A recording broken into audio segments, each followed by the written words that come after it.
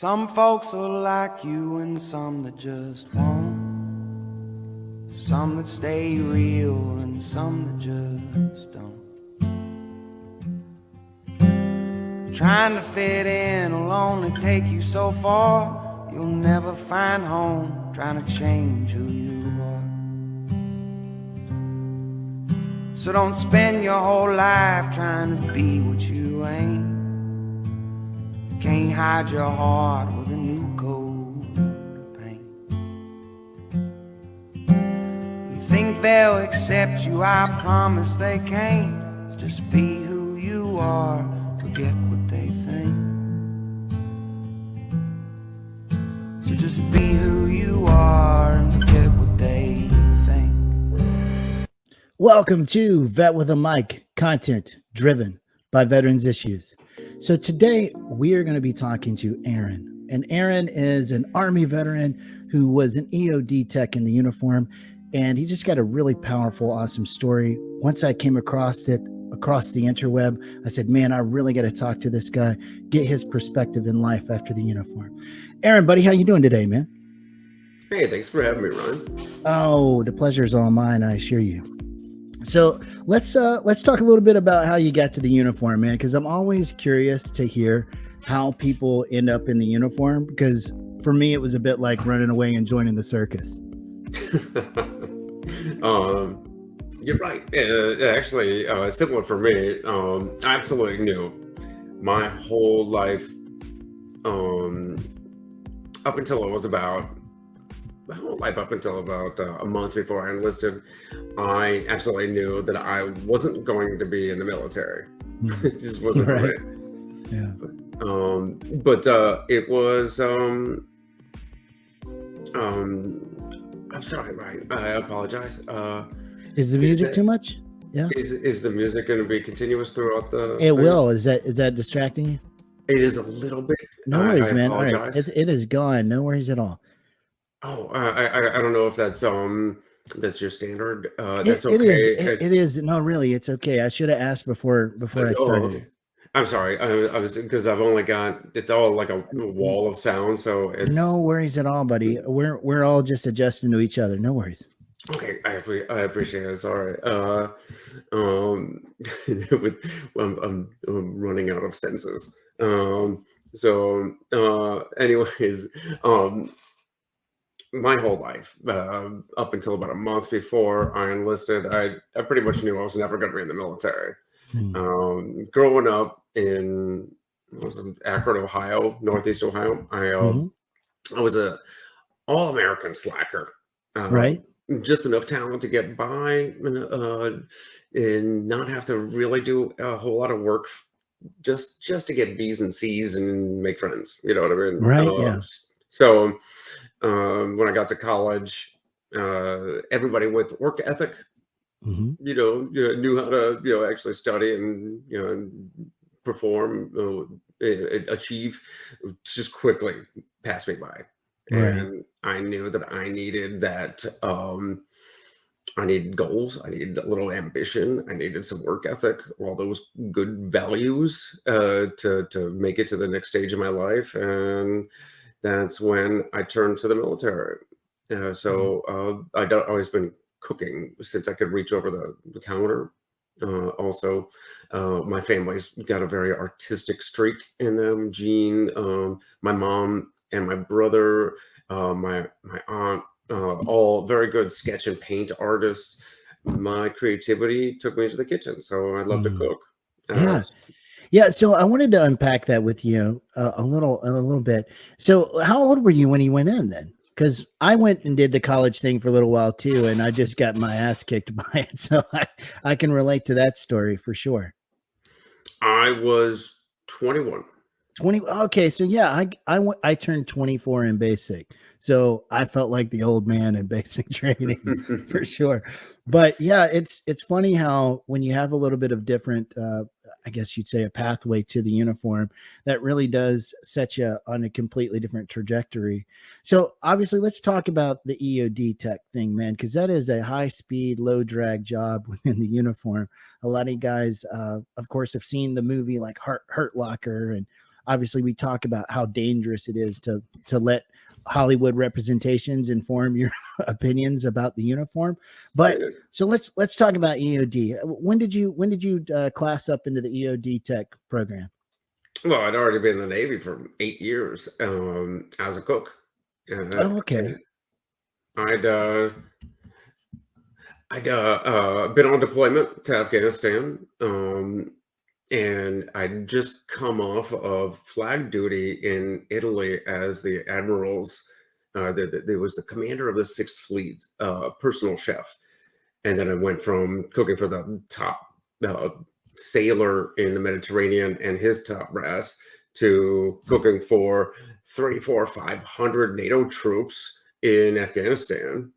And while I was there, I met some EOD techs. They were outside the chow hall in the parking area. They had their armored truck and they dumped all their gear out, the bomb suits and the robots and all that stuff. And they were doing maintenance checks on them. I say it looked like a cool guy garage sale.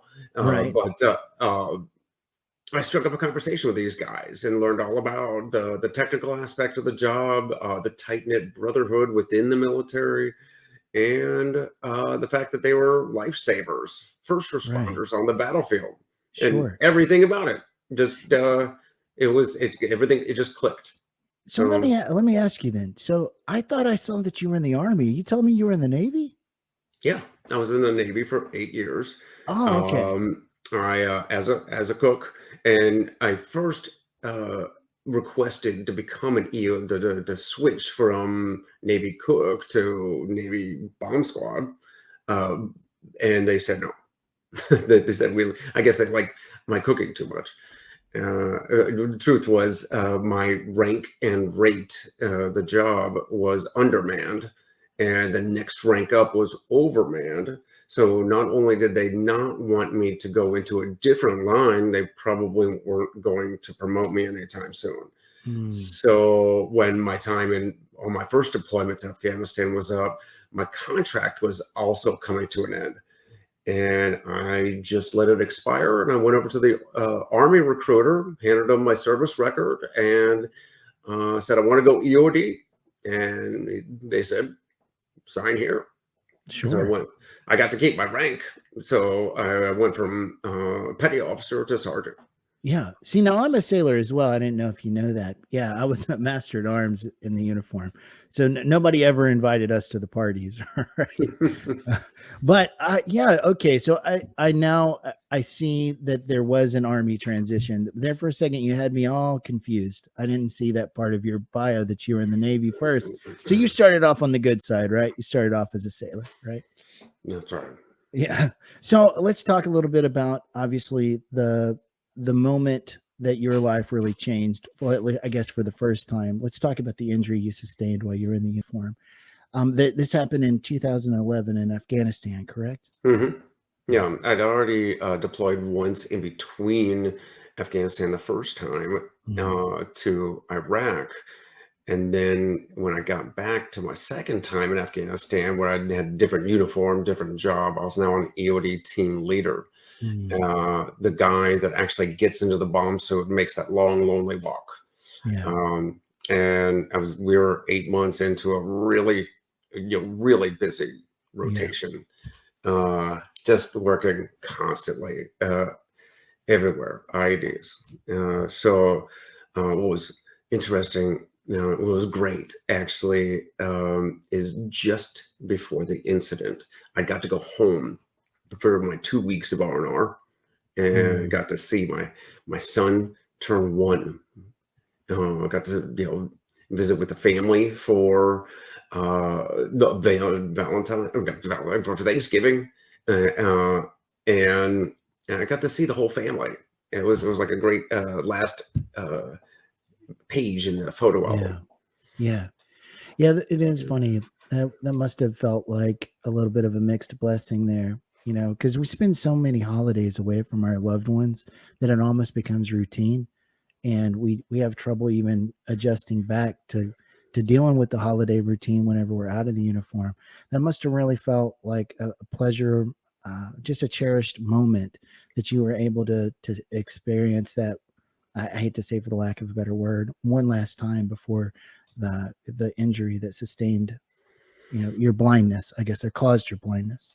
So let's talk a little bit about what happened right after that. So I assume you were medically retired out of the Army due to that, and then you experienced another setback. So you lost another sense.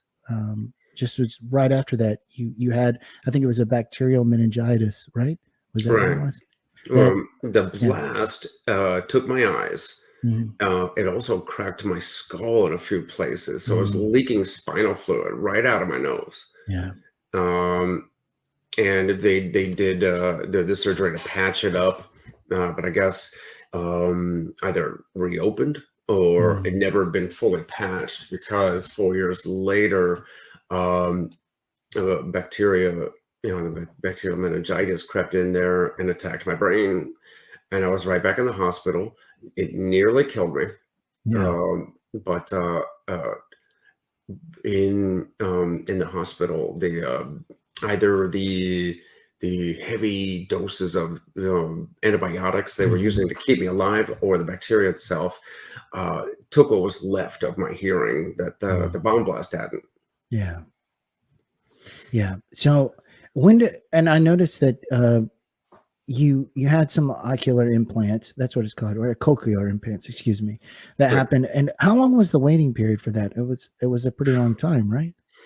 Well, it's a whole process. First, the infection had to clear up. They wouldn't give me Mhm. a surgery and put me under until I was free of the bacteria. So I Mm. had to wait over a month, and then um, they did one surgery at a time, and they started with my right side, which was the more damaged Right. side.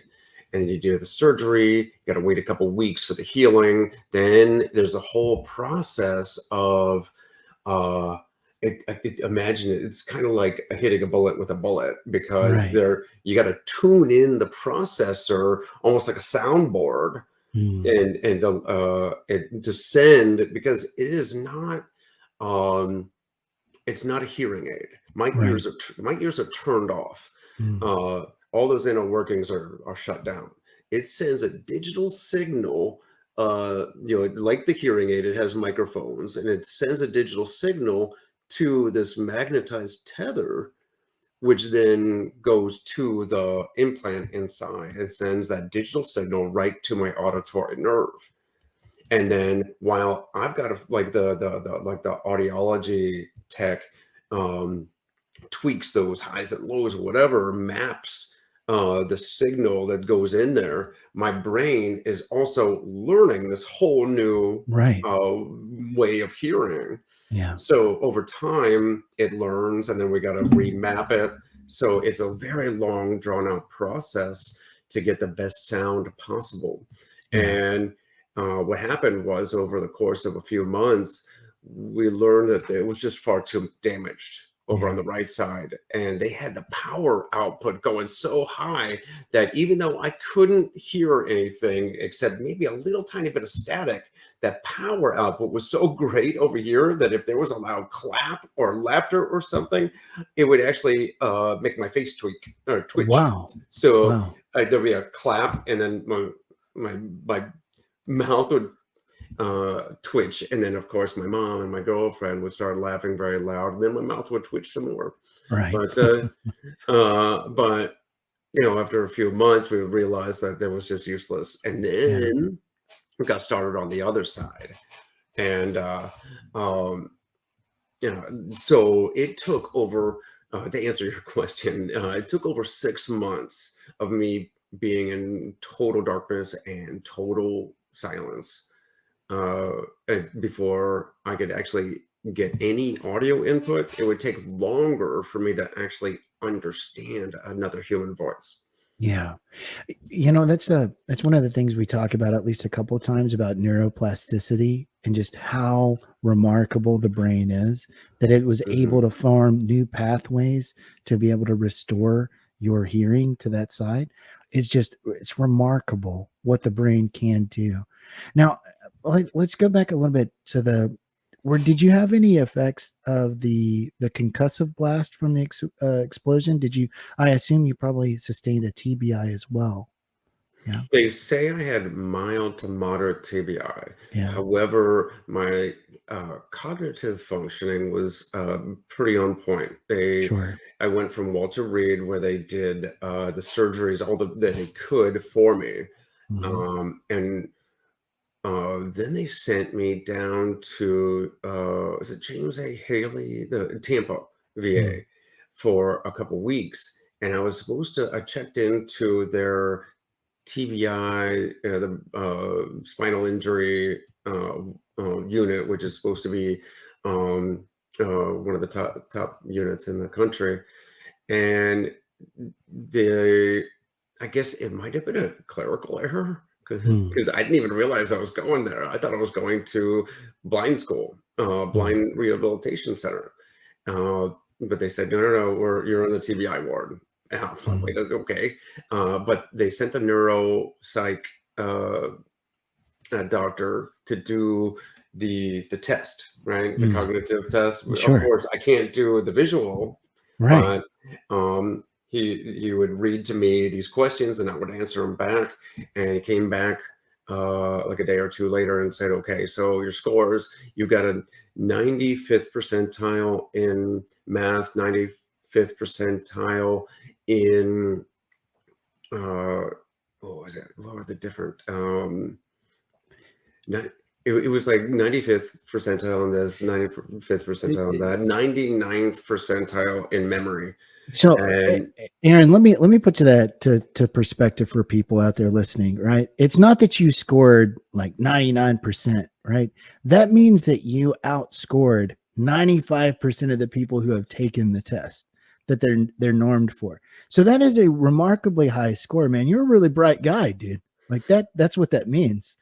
And I mean, I'm not trying to shine you on here or gas you up, but that's really remarkable, man. As somebody who has studied the psychological tests and have administered a few myself, that's a really impressive score, man. I just wanted to throw that out there so anybody listening, so they understood the gravity of what you just said. I appreciate that. Thank you. You're welcome. I just thought I had a decent memory. And he did say I had a 99th percentile in Yeah. memory because he would, it was fun. And me being the EOD guy, EOD technicians, Mhm. they come in a couple breeds, but most of them are pretty much alpha guys, right? Sure. Very, very driven, very uh, competitive.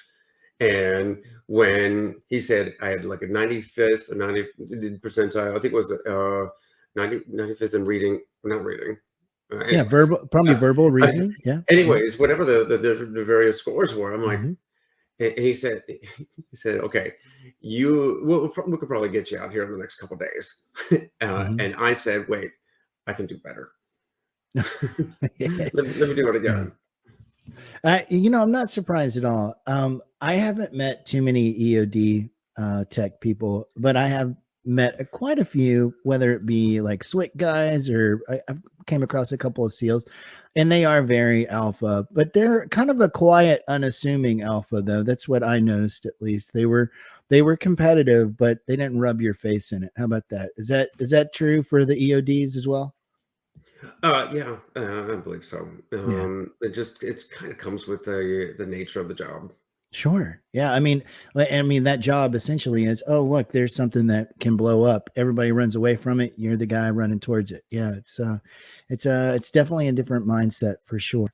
So let's talk about the cooking thing, right? So the fudge, EOD fudge is what your current project is.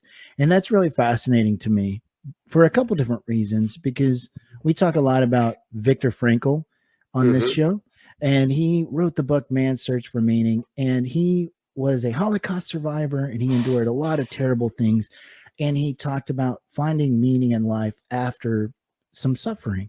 And he said that you can find meaning in life in three ways: either contending with a worthwhile goal, connecting with other people, or creative pursuits. And since you've already kind of framed it as your creative outlet was cooking, It sounds like that's exactly what you're plugging into there with your EOD Fudge confectionery goodness. I guess is it solely fudge, or do you also do cakes and whatnot as well? We do other confections. Oh, okay. Yeah, I see now. That's my ignorance speaking, man. I have no idea. No idea. I look at a donut and gain 5 pounds, so I try to stay away from it. You know, So, we have these things they're called gophers, and they're mm, very similar to turtles, um, and you just a couple bites each.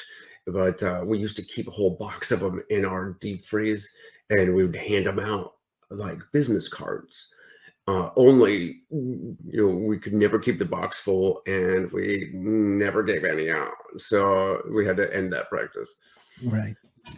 By the So, way, Dr. Frankel's book, Man's Search for Meaning, one of my favorite reads ever. Love wow. it. Well, you just became one of my favorite people, man, because I love talking about man's search for meaning. I think it is one of those books that it should be a part of some curriculum that everybody should have to read. It is truly just a profound story, Hmm. and I think it really resonates for people from the military culture because we understand that there are things in life that we can't control, and there's just a certain profound meaning that can be found with just enduring challenges and pushing yourself to just keep going, and that can become the meaning itself, just to keep going, keep enduring. And it's just for somebody to endure something as just an atrocity like the Holocaust and to come out with that type of perspective, it's just something that I cannot convey enough what a powerful story it is. Yeah. And the fact that he went into the prison camp with his manuscript, they took it away from him, and he Right? rewrote it while in captivity in his head. Right. You can only imagine what his percentile score was for his memory, right? I mean, it's just like I said, if anybody out there that's listening, there's 2 endorsements right now for Man's Search for Meaning. It really is worth the cognitive effort that it takes to read. But let's talk a little bit more about the cooking thing. So I knew a CS, that's what our rate was called for the culinary specialist, that they had to change out of that job because the Navy was ruining their love for cooking.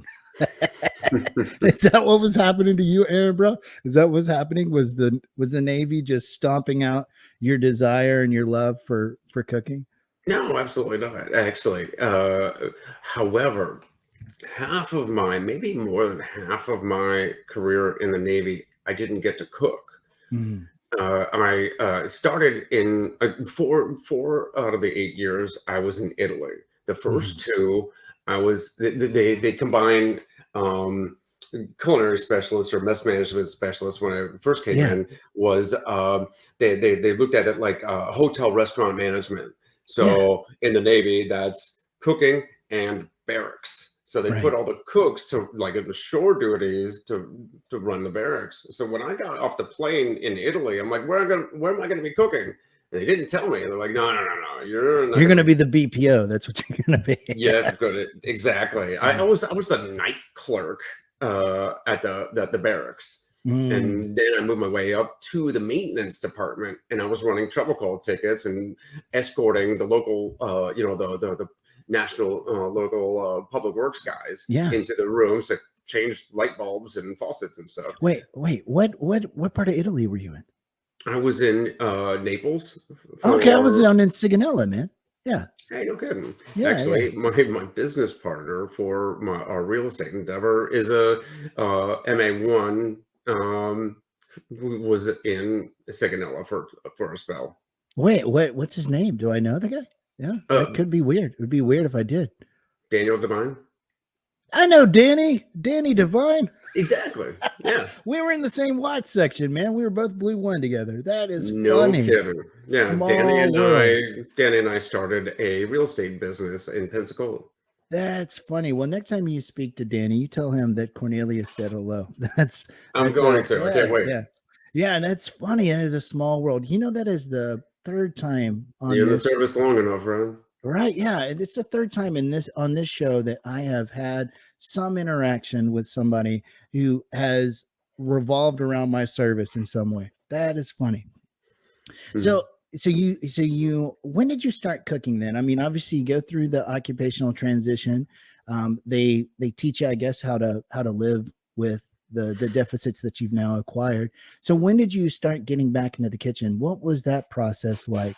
Because I assume, as much of everything, it's an adjustment. Yeah. Well, I never really left cooking or left the kitchen. Sure. I mean, I transitioned careers, but even on deployment to Afghanistan on my off time when I wasn't, diffusing IEDs, I actually went back behind our tent of our compound, and I started making Afghan moon dust, like clay bricks, those sun-dried bricks, and I made a pizza oven back there.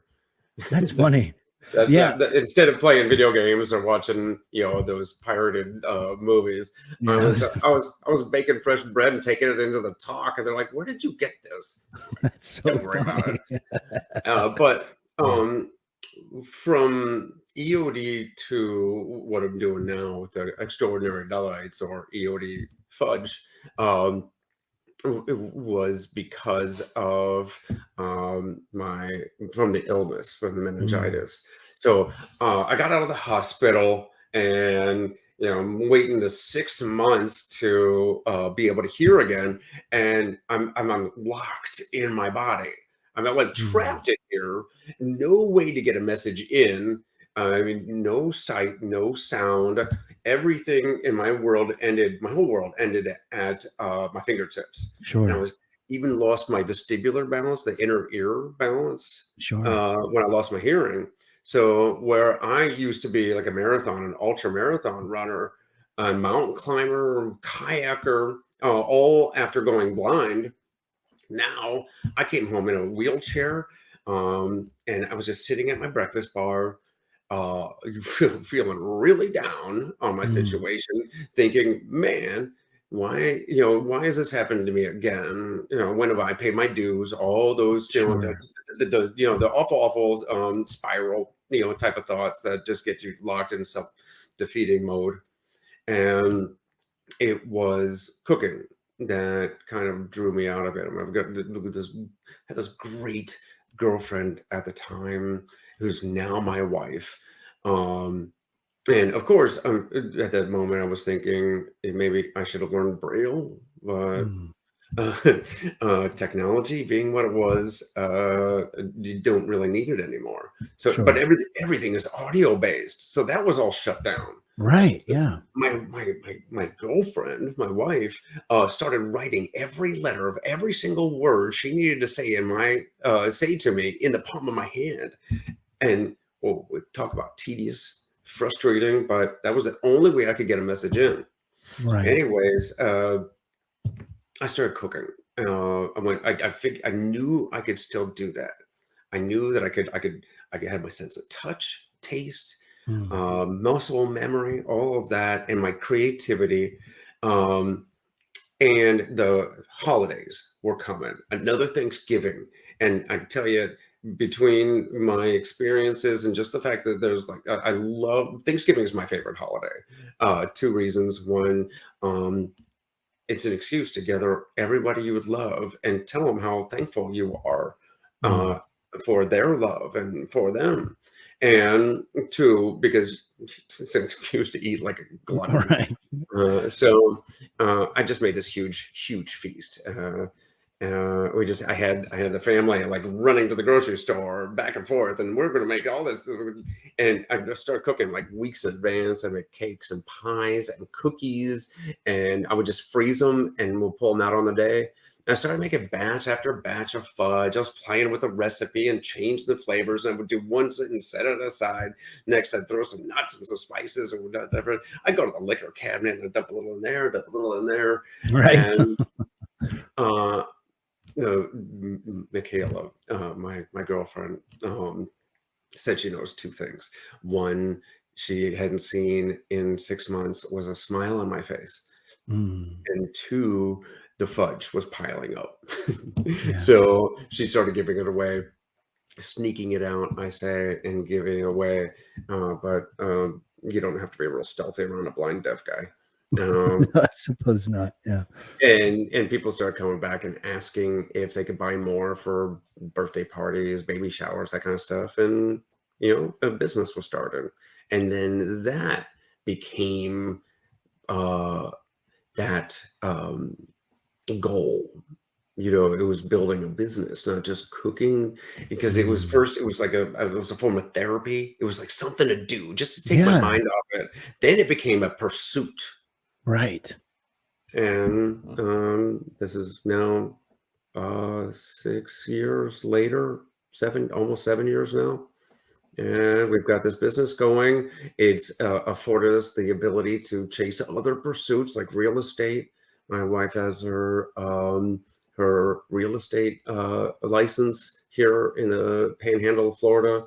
We have uh, two new children, identical twin toddlers that are almost 3, and Oh my Lord. Yeah. yeah, identical twins, because I shouldn't be the only one that's confused.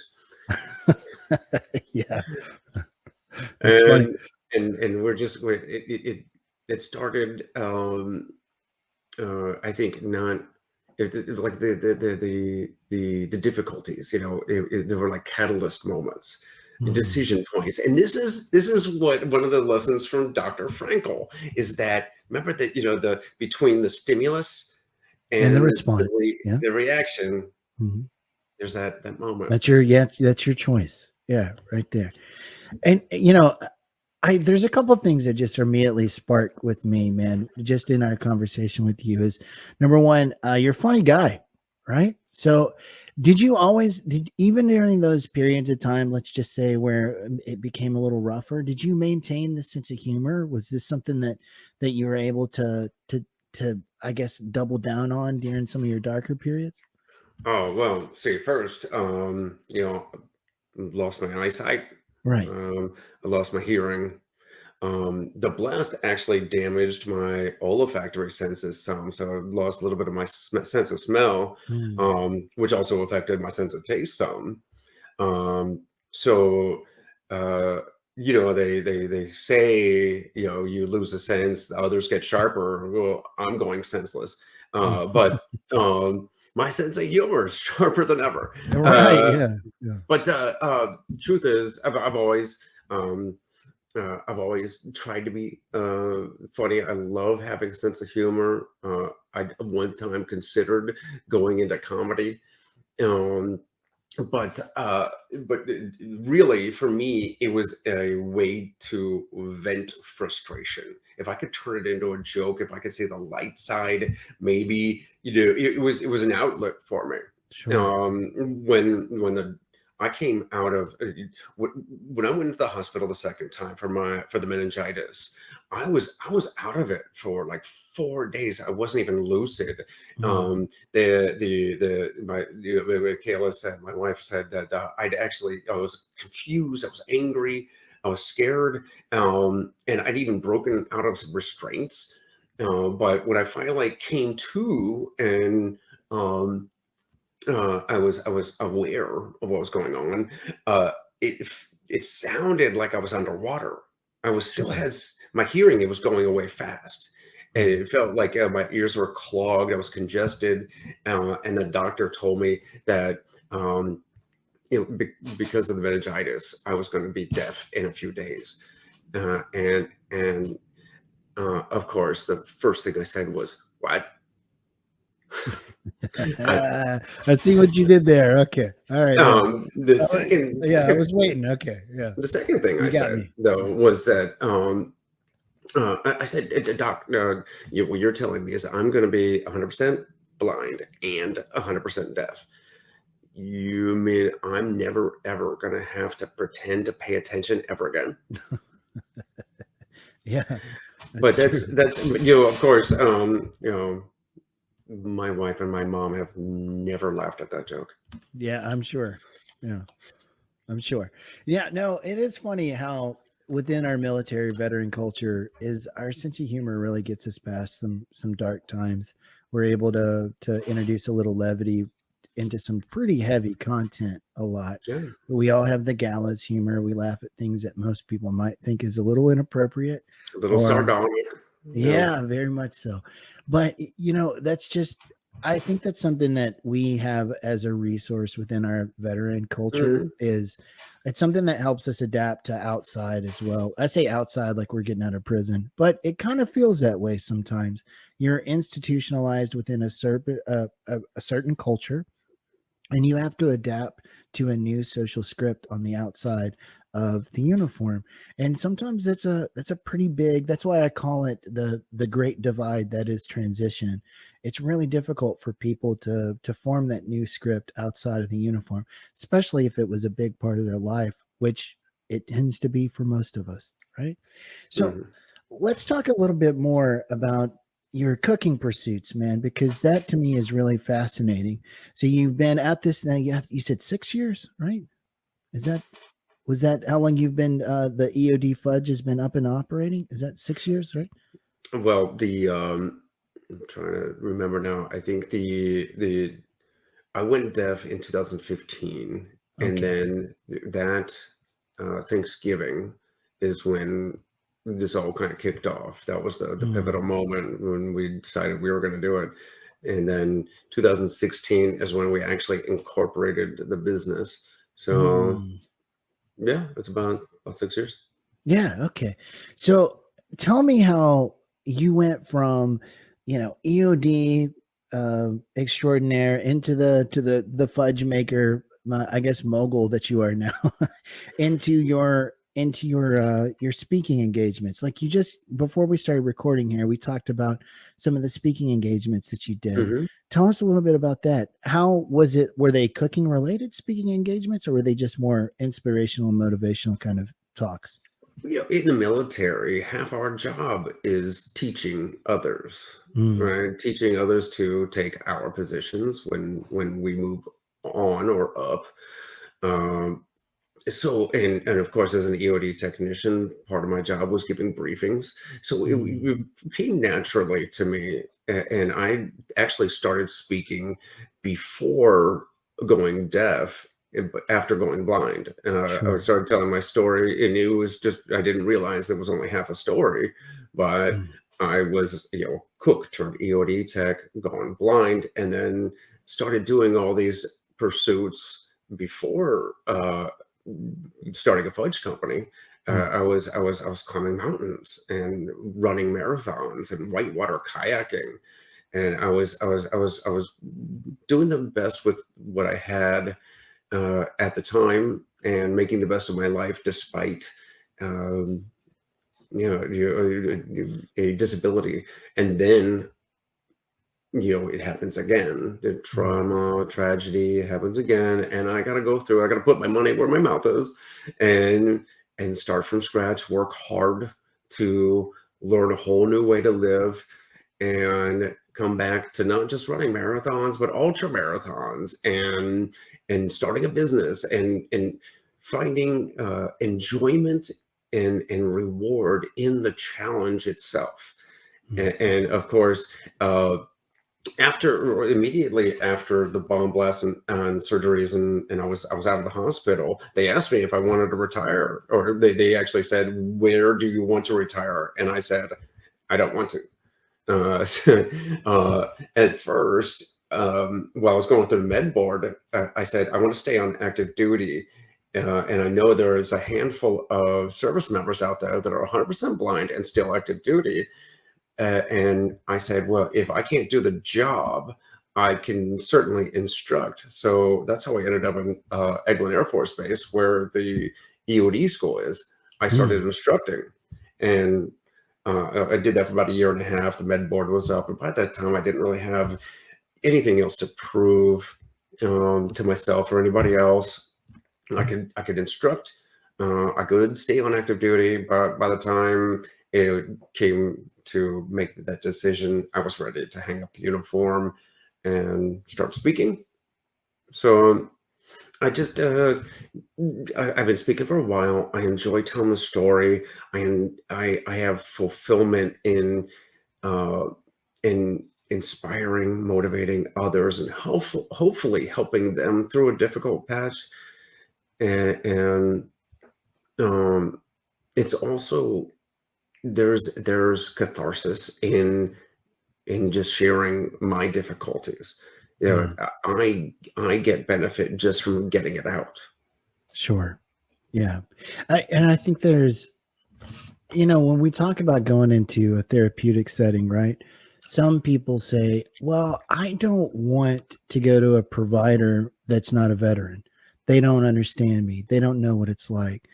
But to your point there's something really powerful about having to tell your story to somebody, even if they don't have a cultural framework to establish it with, right? There's just something about walking through your highs and your lows and contending with the content itself that that can be really, like you said, cathartic. There's something really just expressing it, speaking it into power, so to speak. There's something about that I don't think enough people really utilize, because those moments you may gain a particular vantage point that you didn't have until you said it out loud. And then you're like, you know what? I didn't realize I thought that way about it.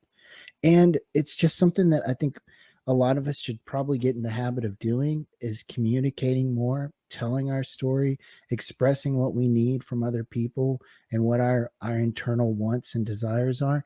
It's just a skill set that can be applicable to relationships and professions. I mean, you just name it. But let's talk about it, because this is really fascinating. Are you back to doing the marathons then? Because I thought you said that I thought I heard that you said you were. Are you doing marathons now? I am. I'm back at running. Man, No, I had to not only learn how to hear all over again, I had to learn how to walk all over again. sure. And from coming home in a wheelchair, I then got on my treadmill, which without being, it's almost like trying to run with vertigo. But Sure. I held on to the stability bar with like this iron grip, and I would just hit the quick start, and it would start at like half a mile an hour, and I would just Mm, walk, and then I'd hit the beep, the speed up once or twice, and then would go a little bit faster, and eventually I was at a light jog. I took the trekking poles that I once used to get it up to the mountains, and I would need them to get to my mailbox and back. mm, But eventually, because we get our balance in three different ways: eyesight, just seeing mm, ourselves in relation to the world; um, our vestibular balance, our internal gyro, and through contact, mm. touch. Yep, tactile. So Yep. I was missing two out of the three methods for balance, and I needed the more contact I had with the earth, the better my balance was, and the more I, just like your senses taking over, that my sense of touch with the earth made my balance better over time. I became more in tune, like by touch and muscle, with the ground. Yeah. And um, 1 year after losing my hearing and my balance, I ran my hometown marathon, the Akron Marathon. Mm. It also happened to be the same week as my 20th high school reunion. So I went Oh, back that's funny. home. Yeah. Yeah. So I don't know. I don't know why. Maybe it's the gallows humor in me, but I kept going in my head when you were telling that part. Like, could you feel somebody chasing you? Because that would be the only way I'd be running a marathon, if somebody was chasing me. I always think it's funny, you run for fun types.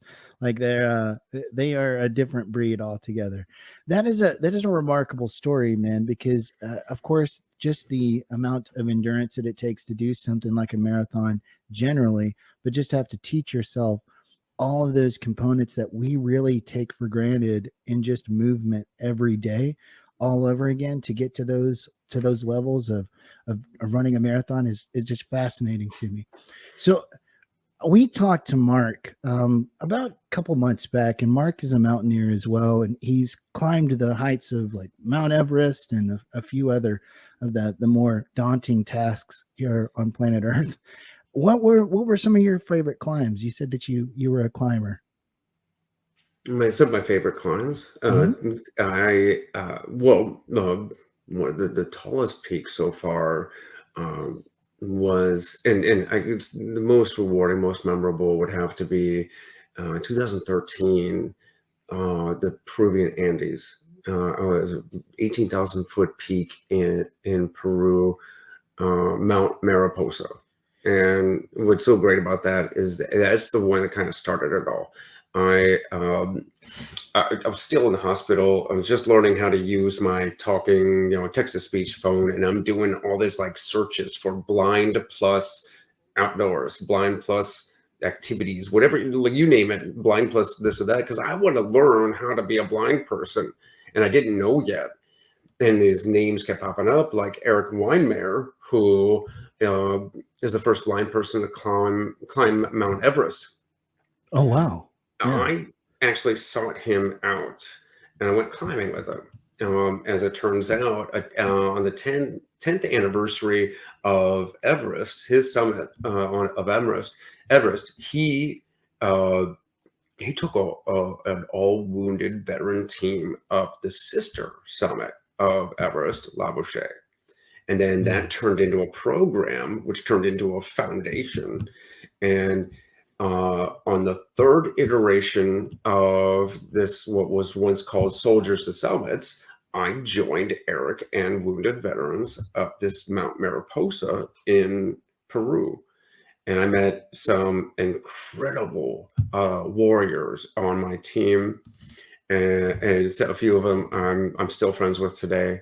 But that really was the catalyst. That was like one of the like those landmark moments that really got the ball rolling on everything else. So like the running, because of course it's hard to find a mountain to train on in Florida. Um, Right, yeah.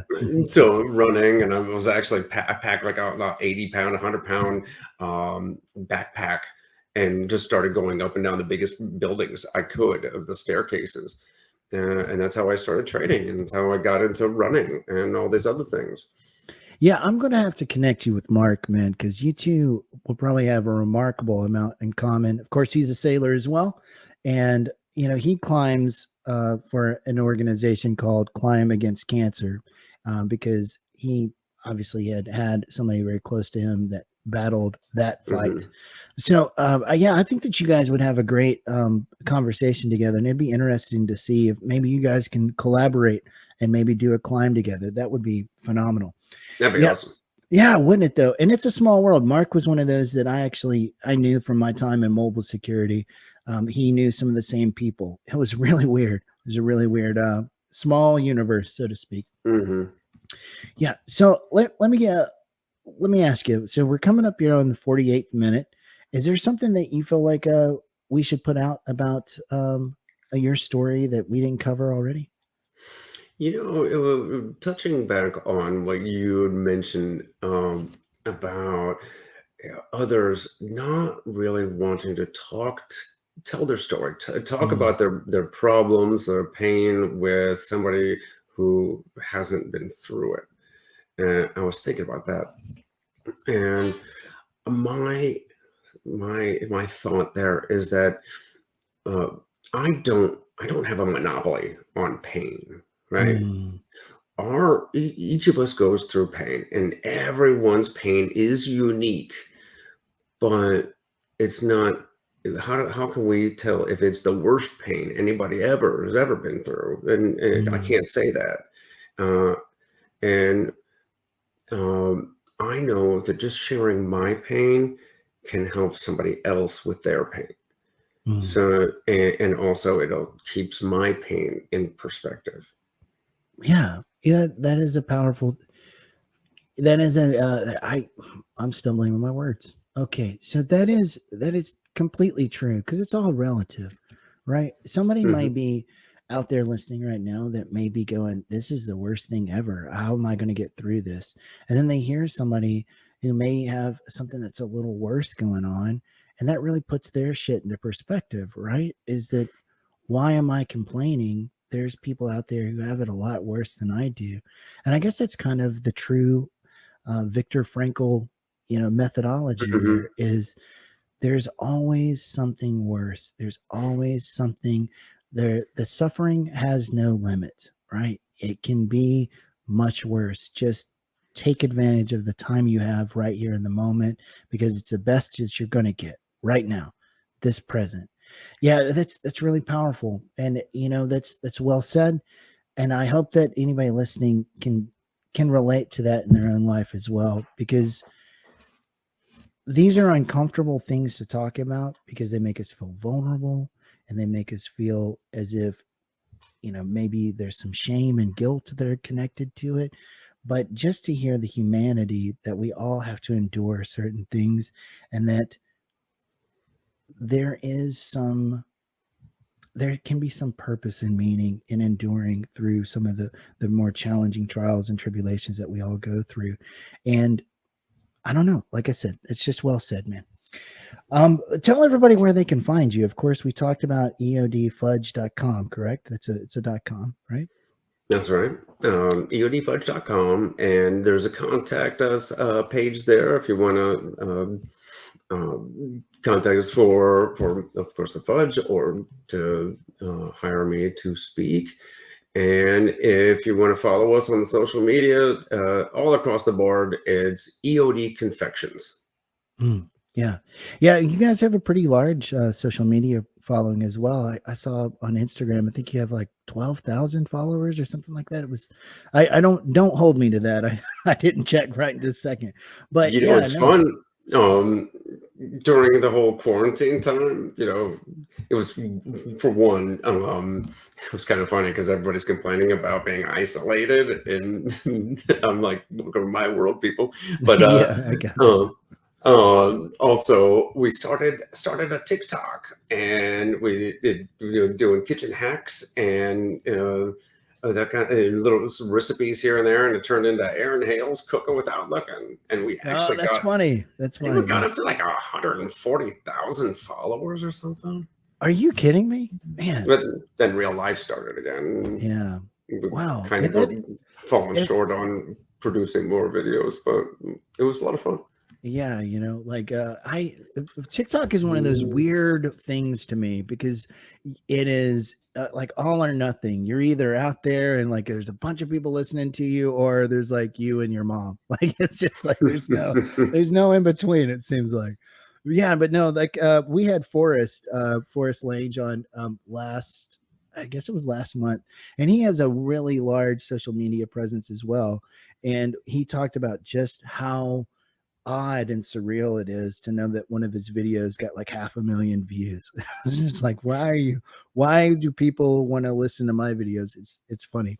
No, it is, social media is it's an odd thing. It's one of those things that you can feel more connected to others, but at the same time you have to take into consideration that it ain't real, people, right? It's not real life. Yeah. Yeah, so I guess that's probably a good time to call it. Is there, like I said, is there anything else that you want to get to that we didn't get to? You The got only a other if you got thing an is upcoming speeching? Yeah, I also sorry. thought, what was great is it reminded me of the book. Was it the Book of Joy? Is it with the Archbishop Desmond Tutu and the Dalai Lama? Really good perspective on Mhm. considering other people's pain to alleviate your own. Yeah. Yeah. There's so many books out there that I want to read that I have a bookshelf full right now of things that are like on my to-do list to read next. I got to quit buying so many. If you've enjoyed this conversation with Aaron today and you feel like there's somebody in your life who would benefit from hearing it, please do me a favor. Spread the good word about the things that are happening here on Vet with a Mic. If there's a particular episode that you would like to have come to fruition right here, please hit me up across all the social media outlets, or you can hit me up at ryan@vetwithamic.com. But as always, however life finds you, hope life finds you well. Till next time.